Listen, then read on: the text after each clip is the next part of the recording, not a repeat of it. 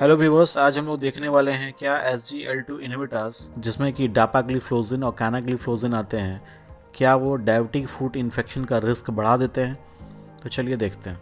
Diabetes जब भी किसी को होता है तो वो सिर्फ ब्लड ग्लूकोज लेवल को ही नहीं बढ़ाता है, उसमें और कई प्रकार के कॉम्प्लिकेशंस भी देखने को मिलते हैं, जैसे कि ब्रेन में वो असर डालता है, स्ट्रोक वगैरह हो सकता है, हार्ट अटैक, इवन आइस पर वो असर डालता है जिसके कारण डायबिटिक रेटिनोपैथी, कैटरैक्ट, ग्लूकोमा वगैरह देखने को मिलता है। इवन ये किडनी पर यानी कि डायबिटिक नेफ्रोपैथी वगैरह भी इसमें देखने को मिलता है। जो विशेष रूप से हमको यहाँ पे देखना है, जो कॉम्प्लिकेशंस होता है जो कि डायबिटिक फूड इन्फेक्शन के लिए कारण बनता है, वो होता है डायबिटिक न्यूरोपैथी, जिसका मतलब होता है नस कमजोर होना। नस कमजोर होने का मतलब यहाँ पर यह है कि किसी प्रकार का सेंसेशन हमको फील नहीं होगा, जैसे कि कहीं पर अगर चोट लग रहा है, कहीं पर अगर कट रहा है, छिल रहा है, तो फील नहीं होगा, नमने जैसा हो जाएगा, सुन पड़ जाएगा।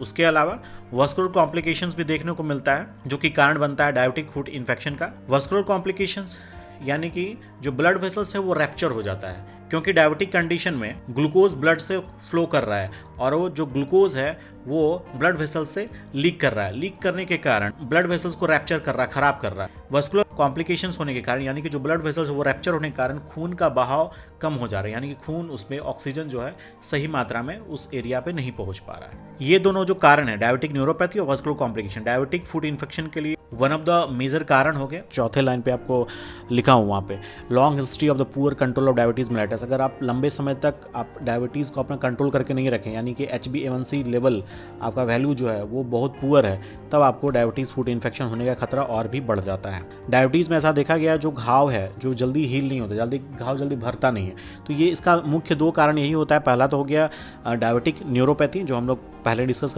कर चुके हैं, दूसरा है वस्कुलर कॉम्प्लिकेशंस, और तीसरा जो है जो भी बैक्टीरिया है उसको वहाँ पर डेवलपमेंट के लिए वो परफेक्ट एनवायरनमेंट उसको मिल जाता है, क्योंकि वहाँ पे शुगर कंटेंट, मॉइस्चर वगैरह रहता है, क्योंकि पस वगैरह उस घाव से निकलता है। इसी के लिए जो डायबिटिक पेशेंट है उनमें जो घाव है वो जल्दी नहीं भर पाता है। पिक्चर से पहले हम लोग अगर समझने की कोशिश करें तो पहले पिक्चर हम लोग देख सकते हैं, यहाँ पे स्वेलिंग जैसा हम लोग को देखने को मिल रहा है, जो कि मे बी सर्टेन का चोट लगा होगा चलने के दौरान, कोई गलत जूता चप्पल पहनने से, चाहे नया जूता चप्पल पहन के चलने से भी सर्टेन अगर इन्फेक्शन होगा तो इस प्रकार का इन्फेक्शन देखने को मिल सकता है। दूसरा पिक्चर में है, अगर हैवी वेट, अगर पेशेंट का ज़्यादा वेट है और वो डायबिटिक है साथ में, तो वो हैवी प्रेशर के कारण वो अल्सर डेवलप हुआ है, तो जो दूसरा नंबर में हम लोग इंडिकेट कर रहे हैं। तीसरा जो है, पैर की उंगलियां, उनके बीच में कभी कभी पानी लग जाता है, यानी कि फंगल इन्फेक्शन हो जाता है, उसको भी अगर अनट्रीटेड कंडीशन में रहेगा तो ऐसा कॉम्प्लिकेशन देखने को मिलता है। तो अगर ये देखें कि किस प्रकार का सिम्टम्स देता है ये डायबिटिक फूट इन्फेक्शन, क्या अलग होता है इसमें, तो पहला तो हो गया कि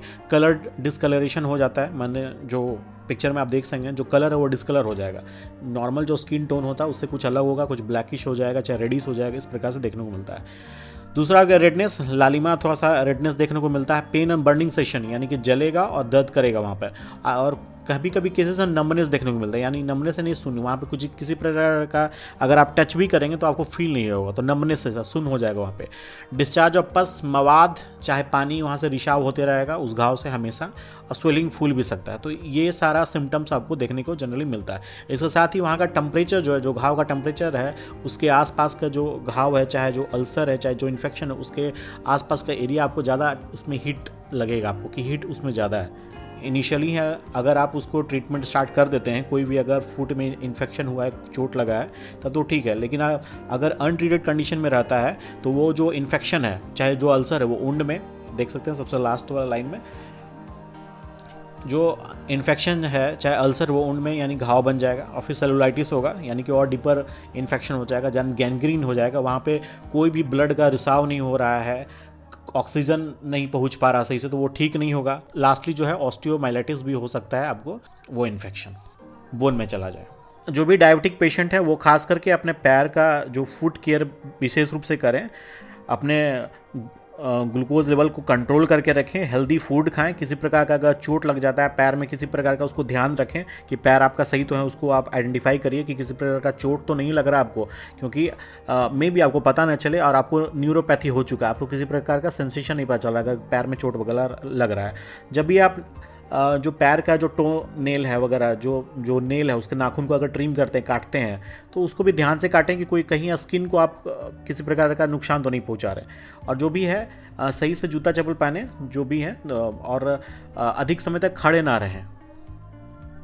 चलना है तो चलिए, उसको लगा देंगे, अधिक समय तक खड़े ना रहें, क्योंकि उससे भी आपको प्रेशर पड़ेगा एक स्थान पे। अगर आपका वेट ज़्यादा है तो वेट कम करने की कोशिश करें, तो आपको उसको डायबिटिक फुट इन्फेक्शन होने से बचा जा सकता है। ये तो हो गया कि डायबिटिक फुट इन्फेक्शन से कैसे बचा जा सकता है, मतलब ना हो। लेकिन अगर हो गया तो फिर क्या क्या प्रक्रिया फिर आगे होता है, तो उसको हम लोग देखते हैं। पहला है, अगर डायबिटिक फुट इन्फेक्शन हो गया, अगर आइडेंटिफाई हो गया कि हाँ ये इन्फेक्शन है और डायबिटिक फुट इन्फेक्शन में बदल रहा है, तो घाव को सबसे पहले साफ़ किया जाना चाहिए, यानी कि वो ड्रेसिंग होना चाहिए रेगुलर, चाहे अल्टरनेट डेट पर, जैसे आपका डॉक्टर सजेस्ट करते हैं। घाव को साफ़ करना चाहिए उसको। जो भी अल्सर चाहे घाव है, उसमें से अगर कोई मवाद है, यानी कि कोई उसमें पस भरा हुआ है, चाहे पानी उसमें से निकल रहा है, तो उसको ड्रेन करना, उसको बाहर निकालना होगा, उसको क्लीन करना होगा। नेक्स्ट है, डेड और इन्फेक्टेड टिश्यू अगर कोई लटका हुआ है, कोई डेड टिश्यू वहाँ पर अगर है, तो उसको कट करके अलग कर देना होगा। वो आपके डॉक्टर इसको सजेस्ट करेंगे। देन नेक्स्ट है, applying special bandage and ointment, जैसे पोविडोन आयोडीन वाला हो गया, जैसे बिटाडिन, ये सब हो गया, वो सब अच्छा है। और कोई एंटीसेप्टिक क्रीम है उसको लगाया जाना चाहिए as per doctor recommendation. Next है, जो भी अफेक्टेड पैर है उसका जो वजन कम करने के लिए व्हील चेयर चाहे बैसाखी का भी यूज करना चाहिए। जो भी अफेक्टेड पैर है जिसमें वो इन्फेक्शन हुआ है, उसमें वजन ज़्यादा, उसको वजन ना दिया जाए, उसको रेस्ट दिया जाए विशेष रूप से।